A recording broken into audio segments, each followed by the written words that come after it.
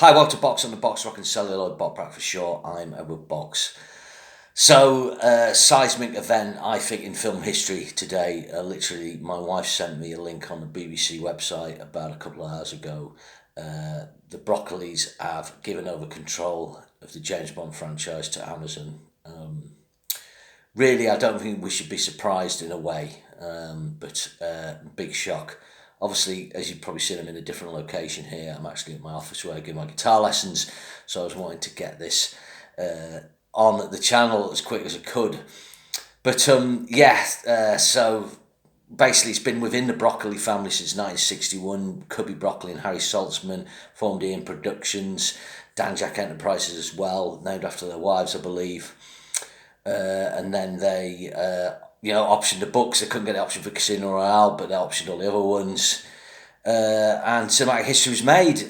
Broccoli and Saltzman worked together until and including The Man with the Golden Gun. I think they were separate on the last two. Then Broccoli took sole control from The Spy Love Me. And then at some point in the 80s, Michael G. Wilson comes in as a co-producer. He's Broccoli's stepson. And his daughter Barbara is brought into the fold and really gets her hands dirty with License to Kill. She oversees the big truck sequence in that. So in the signing off, she said, "Oh, it's been a pleasure to work with four James Bond." So I'm guessing going back to Roger as well. She's worked in that period. She'll have been learning the family ropes. But I've noticed recently there's been no Michael G. Wilson's 83. Doing Bond's a big thing. You've got to think he was going to step aside. Barbara Broccoli's 64, so she could still do it.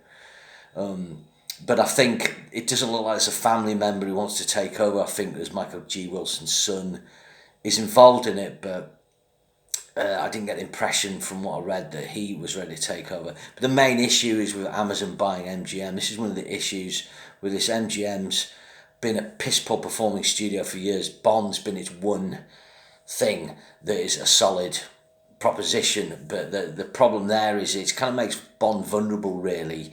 And that's what's happened. Amazon have come in, they can snap up a studio, snap up all the intellectual property rights of that. And then you're in a situation where Amazon's been demanding, behind the scenes, we think, extra content. They're a content-driven business. And this Barbara Broccoli and Michael G. Wilson obviously not like that, and it's clashed. They've clashed heavily. You may have noticed a few weeks back I did a little article, little piece, what's happened with Bond 26. So with this situation, they've clearly decided they've hit a dead end, or they don't really want to go on doing the Bonds in this situation, so they've decided to walk away, which is just really, really sad. But something's happening in I think 2035. The intellectual property of a lot of Bond material will come back into the public domain. Not exclusive rights for the US, and not the visual kind of visual textures we have in the Bond films, like the gun barrel logo, the 007 and all that. But that's another potential problem. But my feeling is, where is this going to go? Amazon don't want there to be as big a gap between Bond films, and I agree with that. I think gone are the days when you could have a Bond film every 2 years. Look what happened with Quantum of Solace. They should have left it for 3, but we should be getting a Bond film every 3 years, and naturally give the actor who plays the character a good run at it. I feel with Daniel Craig, there was the gap between Skyfall, but that was really tying in with the anniversary, and then it was 3 years to Spectre, but it was clear they didn't have the script for Spectre right. Why they can't just have a team of script writers working on Bond stuff, Bond ideas, thinking ahead. Possibly that's something they'll do. There's a possibility of adapting other Bond books, Raymond Benson and John Garner books. There's a lot of people like the Raymond Benson books. Kingsley Amis, Colonel Sun have actually dipped into that with some sequences from films, but it's difficult. It's hard to see where this is going, but Amazon clearly want content, so you've got to think the early years, young James Bond. There's another female agent in the films. She gets her own spin-off, James Bond. They meet in the cinematic universe of James Bond. If you look at, like, say, John Wick, the new John Wick ballerina film, with Ana de Armas, who's in No Time to Die. Keanu Reeves is in that. The cross section and intersecting of the Marvel series, which really brings me to the concept of who's going to produce this. I don't know who it is, but they're going to hire a man or a woman like a Kathleen Kennedy, hopefully kind of not like or a Kevin Feige type who will oversee this whole Bond thing.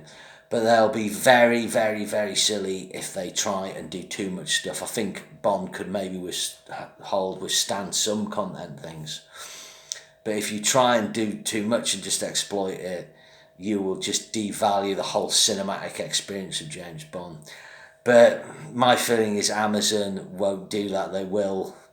They don't fuck it up straight away. They will do eventually. I think that's why Barbara Broccoli and Michael G. Wilson have walked away. I think Michael G. Wilson, like he's old, he'd maybe have one more Bond film in him to produce. Barbara Broccoli, 64. She could still do other things.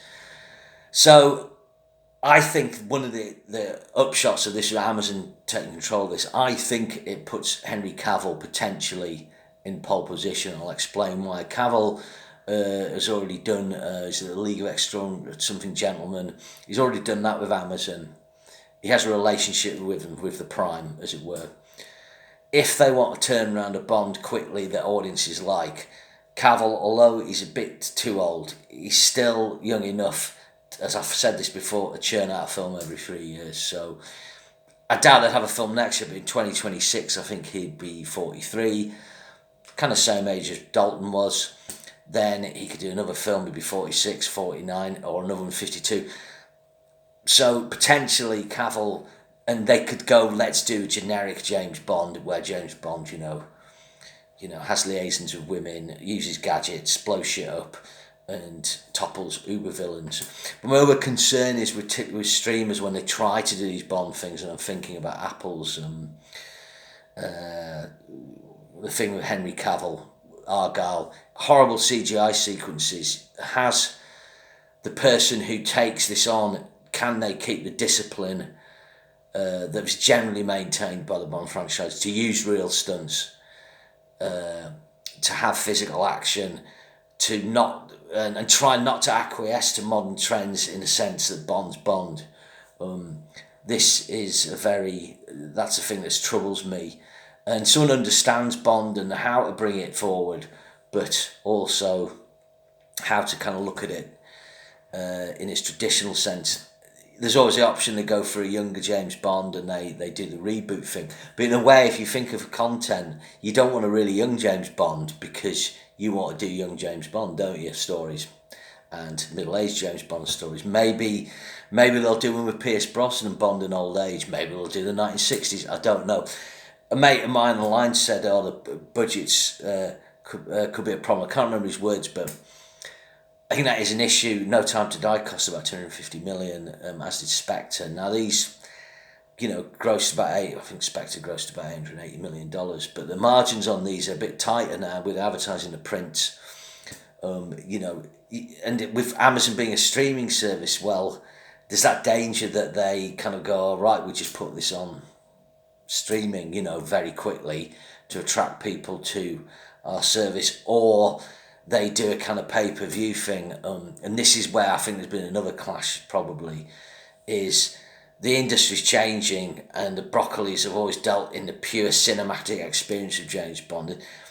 When we think about like blockbusters and popcorn flicks, whatever your feelings are about James Bond films, they're a big influence and a big part of that.